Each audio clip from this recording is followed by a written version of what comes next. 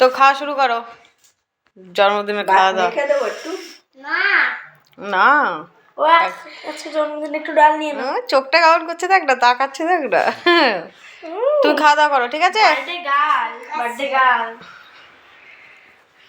নতুন, সব নতুন। ডাল ঢালছে দেখো, বাবা বড় গিন্নি কিভাবে খেতে হয় সব জানে ও। কোন ডাল নিয়েছো? ও যেটুকু খাবে দেখ। হ্যাঁ ব্যাস ব্যাস, আর ঢালতে হবে না।